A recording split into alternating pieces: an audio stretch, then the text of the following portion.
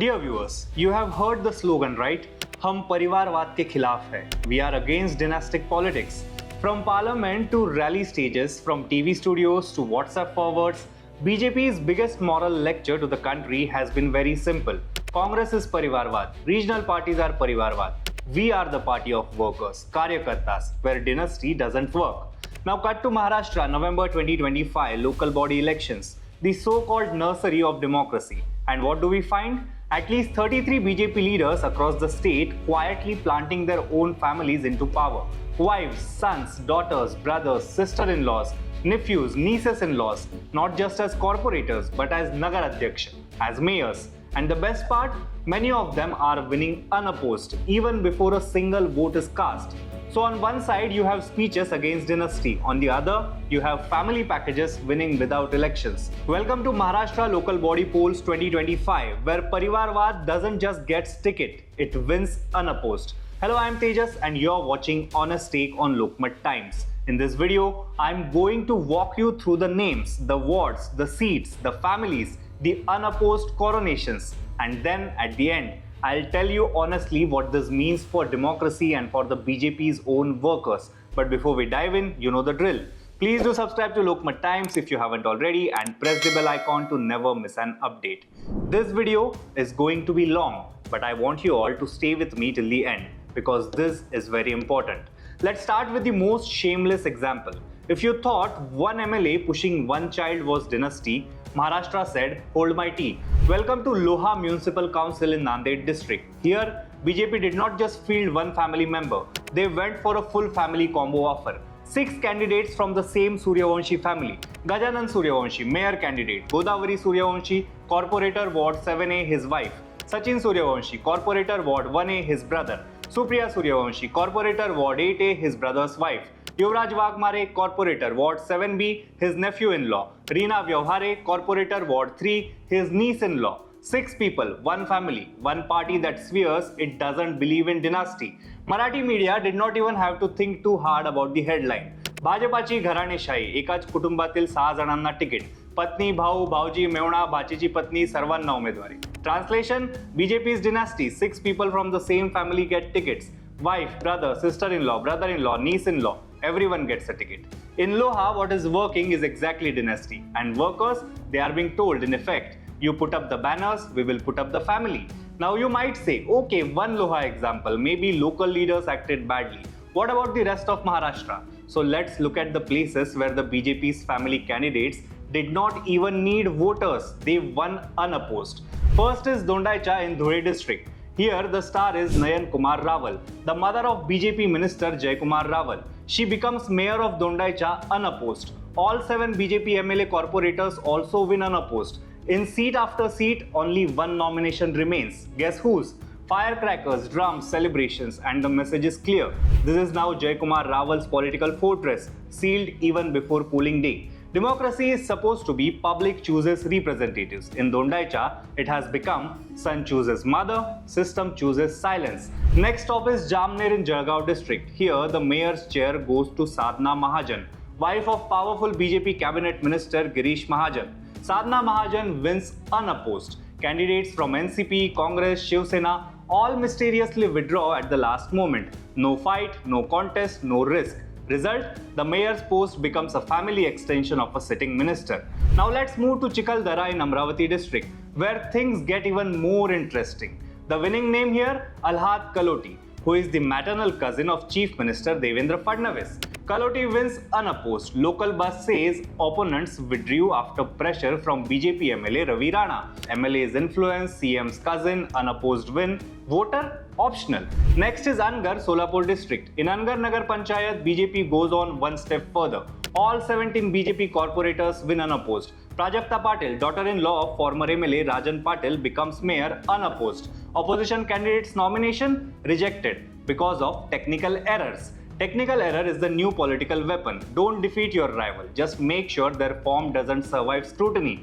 Next on list is Malkapur in Satara district. In Malkapur Municipal Council, 5 BJP candidates win unopposed. The political headline, BJP gains at the cost of Ajit Pawar's NCP faction. So if you zoom out, what do you see? Dondaicha, minister's mother. Jamner, minister's wife. Chikhaldara, chief minister's cousin. Angar, former MLA's daughter-in-law. Malkapur, unopposed seats again. And the common theme? Democracy is being practiced without the inconvenience of actual voting. Let's widen the lens to the entire state. The question is not whether one or two relatives got tickets. The question is how many families have turned local body polls into their private fiefdom. Pratibha Chauhan, wife of BJP MLA Mangesh Chauhan, is contesting for mayor in Chalisgaon. Mohini Naik, wife of NCP Minister Indranil Naik, who is BJP ally, is contesting from Pusat Council. Shivaji Mutkule, son of BJP MLA Tanaji Mutkule, is being pushed as a candidate in Hingoli. He says, party workers suggested my name every time. Of course, out of lakhs of workers, the people they suggest just happens to be the MLA's son. What a coincidence. Priyadarshini Uike, daughter of Tribal Development Minister Ashok Uike, is contesting from Yavatmal. Again, local body polls were supposed to be for the first generation leaders. Here, it is clearly second generation politicians entering from the top floor. The orbit doesn't stop at wife and children. It extends into the larger family. Aparna Phundkar, sister-in-law of Labour Minister Akash Phundkar, is contesting from Khamgaon. Shobha Tadas, wife of former BJP MP Ramdas Tadas, is also in the fray. So you have ministers, their wives, their kids, their in-laws and former MPs' families all lining up for posts that used to be meant for booth level leaders, local activists and community organizers. This is not one or two exceptions, this is a pattern. If you check the list of MLAs and MPs from the Saffron party, you will find the same pattern. So the party that loves to use the word parivarvad for others is absolutely packed with dynasties itself. Now, having political families is not unique to BJP. Congress has them, NCP has them, Shiv Sena has them, almost every major party in Maharashtra has them. The difference is they don't pretend it doesn't exist. They don't shout from every stage that they are the party of workers where dynasty has no place. BJP, on the other hand, attacks Lalu's family, Gandhi family, Thackeray family, and then quietly plants its own families from the Gram Panchayat all the way up to Parliament. Now let's talk about why this matters. Some people might say, Tejas, these are just local body polls, Nagar Parishad, Nagar Panchayat. Why so serious? Because local bodies were meant to be nurseries of democracy. Originally, these institutions were designed so that a booth worker could, over time, become a corporator. A corporator could become a Nagar Adhyaksh or mayor. A local activist who works in slums, villages, bastis could rise through merit, not surname. They were supposed to be training grounds for new leaders, checks against complete centralization of power, spaces where ordinary party workers are rewarded. But now, the common worker arranges the rally, manages the WhatsApp groups, does the booth management, faces the anger of voters during bad times. And when tickets are distributed, कार्यकर्त्यांनो तुम्ही सतरंजाच उचला.